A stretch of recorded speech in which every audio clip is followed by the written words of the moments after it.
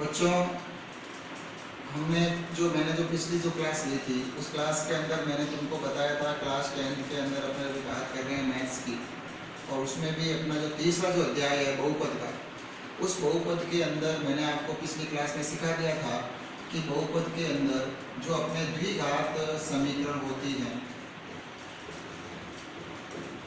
जिसको अपन quadratic polynomials भी कहते हैं, द्विघात समीकरण, जिसका मानक रूप मैंने बताया था इस प्रकार।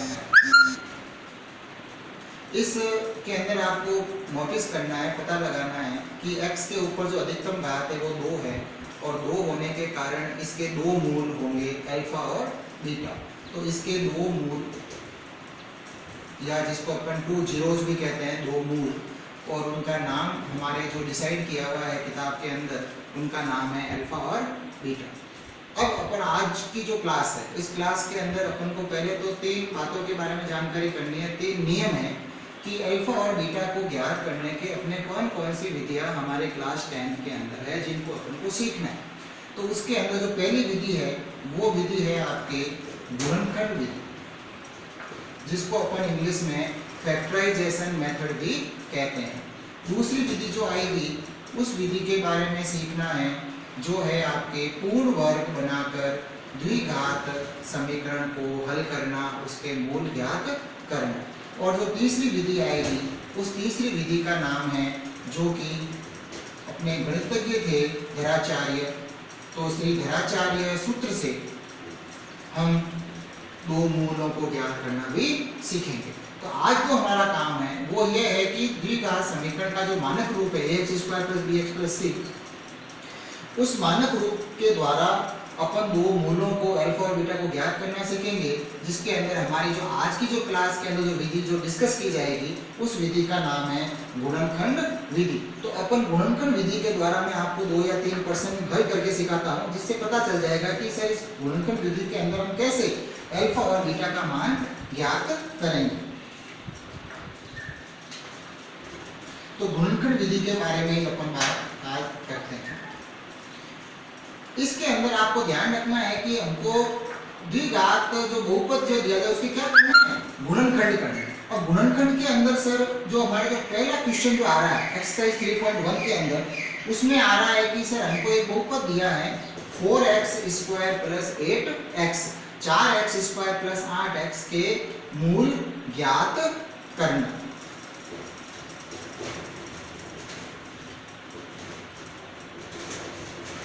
के 2 मूल ज्ञात करना हम सीखते हैं। तो ध्यान से देखो बच्चों, 4x² + 8x हमने लिया। गुणनखंड का जो पहला जो रूल है वो आप ध्यान में लीजिए। वो पहला रूल है आपके कि सबसे पहले आपको कॉमन देखना है उभयनिष्ठ पद क्या है, इन दोनों के अंदर उभयनिष्ठ क्या आ रहा है। तो उभयनिष्ठ आ रहा है, अपन देख सकते हैं 4 और 8 के अंदर 4 का भाग पूरा पूरा जा रहा है, इसका मतलब 4 आ जाएगा कॉमन। और x की जो कम घात है, न्यूनतम घात, उसको आप कॉमन लीजिए। तो न्यूनतम घात क्या है 1, तो हम न्यूनतम घात को कॉमन ले लेते हैं। तो इन दोनों पदों में से कॉमन आ गया 4x। अब अंदर कैसे लिखते हैं, अक्सर बच्चों के दिमाग में कंफ्यूजन रहता है। तो अंदर लिखने का रूल है कि 4x की घात 2 में आप किसका भाग लगा दो, 4x का। तो 4x का भाग लगा, देखो आप 4 से 4 कट जाएगा, x की घात 2 में से x की घात 1 कैंसिल हो जाएगी, तो पीछे क्या बचेगा x प्लस 8 में 4 का भाग कितनी बार चला गया 2, और x हमारे पहले से कॉमन आ चुका है, तो अंदर क्या बचेगा x + 2। अब अपन को इसके बराबर में 0 मान लेते हैं अपन, और आप देख सकते हो कि दिए गए बहुपद के 2 गुणनखंड हमें प्राप्त हो गए, पहला 4x और दूसरा x + 2। तो हम क्या करेंगे, अब पहले गुणनखंड को 0 के बराबर करेंगे, फिर पक्षांतरण का नियम लगाओ। पक्षांतरण का नियम कैसे कि x के साथ जो संख्या गुणा हो रही है उस गुणा वाली संख्या को आपको भाग में भेजना है। तो ये सर गुणा से संख्या भाग में चली गई, और भाग में जाने पर आप पता लगाइए, ध्यान रखो कि 0 में किसी भी संख्या का भाग लगाते हैं तो हमारा उत्तर क्या आता है, 0। तो ये आप देख सकते हो कि हमें x का एक मान प्राप्त हो गया, जिसे अपन इस द्विघात बहुपद का पहला मूल अल्फा, हम इसका क्या नाम दे सकते हैं, इसको अल्फा कह सकते हैं। पहला उत्तर हमारा आ चुका है। अब सुनना हो, अब आपको क्या करना है कि जो दूसरा जो गुणनखंड है उस दूसरे गुणनखंड को भी 0 के बराबर करना है। और फिर पक्षांतरण का नियम लगा देंगे। पक्षांतरण का नियम क्या है कि प्लस की संख्या उधर जाकर के माइनस हो जाएगी। तो देखो आप प्लस का 2 इधर आकर के क्या हो गया माइनस का 2, तो 0 माइनस 2 क्या बनता है -2। तो इस तरह से आप देख सकते हो कि मैंने x का दूसरा मान भी ज्ञात कर लिया जिसका नाम पड़ जाएगा बीटा। तो फिर अपना क्वेश्चन भी पूरा हो गया कि इस द्विघात बहुपद के मैंने दो मूलों को ज्ञात करना आपको सिखाया। अब ध्यान से सुनो बच्चों कि अभी तक इसमें केवल दो ही पद थे, तो दो पदों में मैंने आपको बताया कि आप इसमें से कॉमन लेकर के गुणनखंड कर लीजिए। अब मैं ऐसा सवाल लेता हूं जिसमें दो पद नहीं होकर के तीन पद होंगे, तो तीन पदों का अपन एक क्वेश्चन, तो तीन पदों के क्वेश्चन में मैं जैसे मेरे सामने बुक पड़ी है उसके अंदर मैंने एक क्वेश्चन देख लिया 6x square minus x minus 2 is equal to 0। इसको अपन को हल करना। तो आप ध्यान से देखो इसके अंदर कितने पद है, तीन, 1 2 और 3। इस तीन पदों को त्रिपद बोला जाता है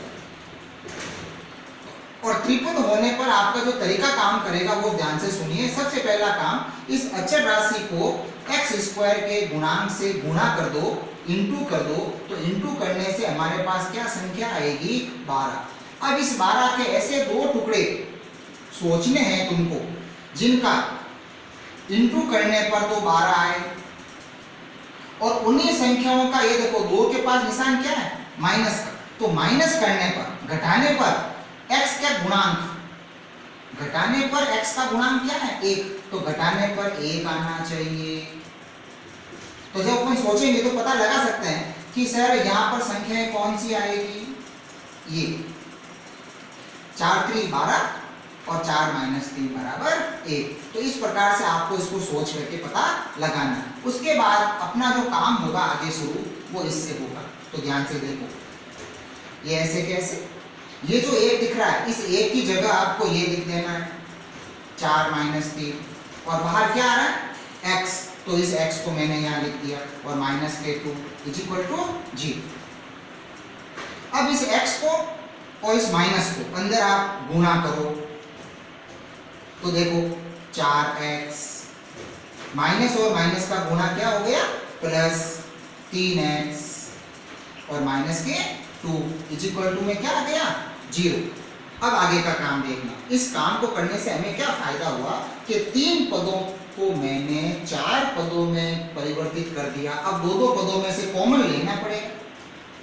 तो इन दोनों में देखो आपके कॉमन क्या आएगा, 6 और 4 में 2 का भाग जाता है, बड़े से बड़ा 2 ही है जिसका भाग दोनों में जा रहा है और x की छोटी घात कॉमन आ जाएगी। अब बताओ अंदर क्या आएगा, 6 में 2 का भाग 3 बार गया और x की घात 2 में से x की घात 1 कॉमन आ गई, तो अंदर क्या बच गया x।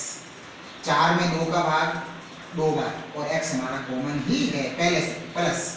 अब आप देखो इन दोनों में कुछ भी कॉमन नहीं, ऐसी कोई संख्या नहीं है जिसका भाग 3 और 2 दोनों में जाए, तो फिर कुछ भी कॉमन नहीं आता है। तो आप ध्यान रखो हमको क्या कॉमन लेना है 1। 1 क्यों लेना है, ध्यान से सुनो, 1 इसलिए लेना है क्योंकि 3 और 2 में 1 का भाग तो जाता ही है, इसलिए हम 1 कॉमन ले रहे हैं। तो 1 कॉमन लेने पर अंदर वापस 1 का ये बच जाएगा। अगर आपका यहाँ तक काम सही है तो इसकी पहचान हो सकती है, ये जो कोष्टक आप देख रहे हो ये कोष्टक हमारा क्या आना चाहिए, बिल्कुल बराबर आना चाहिए। तो बराबर आ रहा है, तो बराबर आ रहा है इसका मतलब हमारा काम बिल्कुल सही चल रहा है। अब वापस आप इन दोनों पदों में से ये कोष्टक कॉमन निकालो, तो दूसरे कोष्टक में आप जो पीछे बच गया शेष उसको लिख दो। यहाँ क्या बचा 2x और यहाँ प्लस का 1 इज इक्वल टू 0। तब हमारा ये सवाल पहले की तरह हो जाएगा। किस प्रकार से कि पहले गुणनखंड को आप 0 के बराबर करो, तो 0 के बराबर करने पर माइनस का 2 उधर जाकर के 0 के साथ क्या हो गया प्लस हो गया, तो 3x इज इक्वल टू क्या आया 2। तो x बराबर पक्षांतरण कीजिए, 3 का भाग लगाओ उधर, तो x का मान क्या प्राप्त हो जाएगा 2/3। ये हमारा पहला मूल आया है इस द्विघात बहुपद का जिसका नाम पड़ गया अल्फा। और दूसरे में आप दूसरा कोष्टक ले लो। दूसरा कोष्टक क्या है 2x + 1 इज इक्वल टू 0। तो अब आप इसको भी ऐसे ही कीजिए कि प्लस 1 को उधर भेज करके माइनस कर दो, तो 0 माइनस 1 आया, तो x बराबर क्या आएगा, 2 का भाग लगा दीजिए, तो ये 2 का भाग भी लगा दिया हमने। तो इस प्रकार से हमको x का दूसरा मान भी प्राप्त हो गया, जिसका नाम पड़ जाएगा बीटा।